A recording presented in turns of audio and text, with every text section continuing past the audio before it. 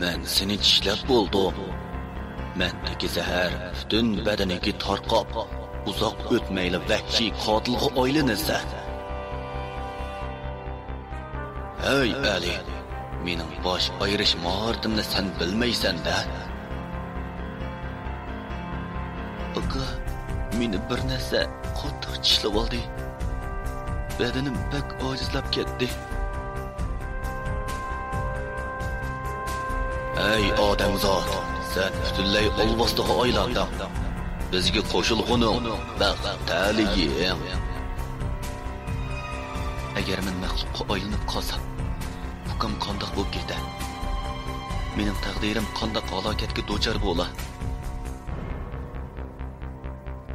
Aka, sen nima bo'ldi? Sen burun bundoq emasding.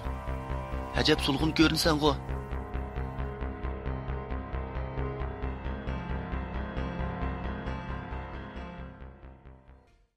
Qon sho'rg'ichi olvosdi.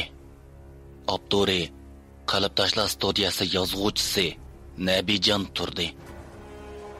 Birinchi qism.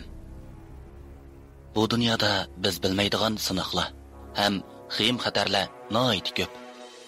Masalan, yo'lbosning bug'ini noit qiynab jinini elishi, qon sho'rg'ichi shaparangning hayvonotlarning qinini yeligarlik bilan sho'rib elishi, ishqilib intayin ko'p. Mening yo'liqqan ishlarimmo buning ichidan ayrilanmaydi albatta. Men yo'liqqan bu ishlarga har qanday bir kishining yo'liqmasligini umid qilaman. Bugun ishdan tushib uyga ketib boratdim. Tuyuqsiz mo'ramni so'g'uq bir qo'l tutdi. Qo'rqib tursammo kaynimga tasdi o'rildim. Kaynimda insi jin ko'rinmaydi. Osta-osta yo'limga mingib edim. Ammo yurgim noit ritmsiz so'qib ketib boratdi. Atrofda noit tez harakat qilayotgan bir narsaning oyoq tebishini bo'sh anglab qoldim. Tuyuqsiz bir narsa gilimni qattiq tishladi. Bu og'riqni til bilan tasvirlab berolmayman. Bu narsa qinimni sho'rayotgan bo'lsa kerak, put-qo'limda jon didori qonmagan edi. Tuyuqsiz meni tishlayotgan bu narsa kayni yandi. Men oldimdagi bu narsani ko'rib, tuyuqsiz kinolardagi qon sho'rg'ichini esimga oldim.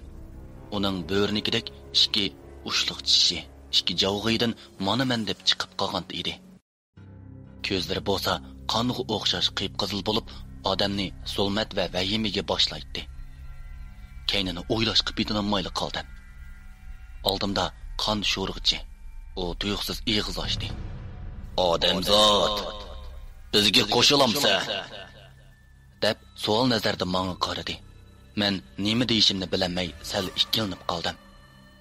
Men buning gapiga qo'shilsam, men zodi qandoq ishlarga duchor bo'laman deganlarni o'ylab, udulla. Yo'q, deb javob berdim.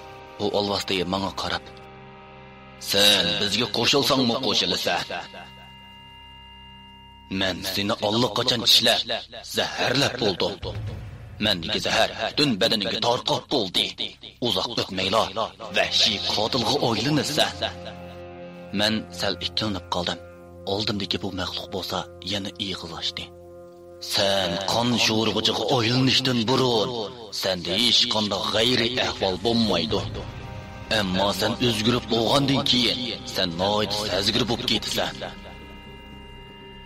Burun nima mushundaq ig'ir sinoqlarga uchragan. Biz qon sho'rg'ichi olvoslarning qo'rqitigan bir narsa bor. U bo'lsa-mu yo'rg'liq. Sen yo'rg'liqqa chiqsang, kuyib kul bo'lib ketsan. Mushularni esingda ching saqla. Bizning harakat qiladigan vaqtimiz kash vaqtidir. Zulmatdir. deb ko'zdan g'oyib bo'ldi. Men noit taslikda o'rnimdan turdim. Yiqilib yurib uyga kelib oldim. Boyqi ishlar bir tushdek bo'ldi deysa. Mening bir ukam bo'lib, ismi Asqar edi. Biz kichikimizdan bir-birimizga yo'lak bo'lib, yetimlikning dardini ko'p tatib, mushiyaga kelgan. Ok ukikimiz kichikimizdan qor yetim edik. Tonish bilishlarimizdan anglashimizcha, ota-onamiz bir sirliq fojia ichida vafot bo'lgan ekan. Biz u chaqlarda noit kichik ekanmiz. Shuningdan e'tiboran ishkimiz telamchilik qilib, xalqning yanchiqini qo'lab, oladiganni elib, bo'lmas xalqdan o'likchi tayoq yeb, jinimizni jon etib degandek mush kuniga kelgan. Uyning oldida enim meni saqlab turgan bo'lib, meni ko'ribla tezla oldimga keldi. Enim tuyuqsiz so'rab qoldi. Aka, sana ne bo'ldi? Deb tezlik bilan meni qo'ltiqladi. Men enimning yordamida uyga kirib oldim. Mening enim noyati jiq gap qiladigan bo'lib, bir muncha tugma savollarni yig'dirib Men sal turib o'tgandan keyin, "Enim, shu necha vaqtdan buyon charchab qoldim bo'g'ay. Kallam turmuzlanib boshimdan ketibdiman. Kim bilsin deysan? Shu yiqilgan joyimda 1-2 soat yotqa o'xshayman. Keyin uyg'onibdiman. Mana endi uyga keldim. Enim shanda bo'g'ay topshiriqlarni ishlashga kirishib ketdi. Men o'zimni karavotga otdim. Mana tongmi otdi. Aka, pul bera, oshxonadan tomoq yeb sinfga kirib ketay, dedi enim. Menmi yonchiqimdan 50 so'mni chiqarib, enimga uzatdim. "Ma enim, tomog'ingni yeb, o'qishingni yaxshi o'qib uyga boldir kel-a?" Enimmi gapimni tushunib, yo'liga ravon bo'ldi. Men qattiq non chaynab uyda o'ltirdim. Qo'rsqimni bir qur asarlab olgandan keyin sirtqa chiqdim. Balkim bu qitam yo'riqlikni eng oxirgi qitam ko'rishim bo'lib qolishi mumkin. Men birer soatlarcha quyoshga beqib, quyoshning illiq mehriga qanib uyga kirdim. Men qiladigan ishlarim bo'lsa butunlay qilib bo'lib, bundan keyin nima ko'rsam ko'rdim deganimcha yana shu xiyol dunyosiga cho'kib ketdim. Shularni o'ylab qoldim. Shunday maxluqlarga aylanib qolsam, enim qanday bo'lib ketdi? Mening taqdirim qanday halokatga duchor bo'ldi? deganlarni xiyolimdan o'tkazdim.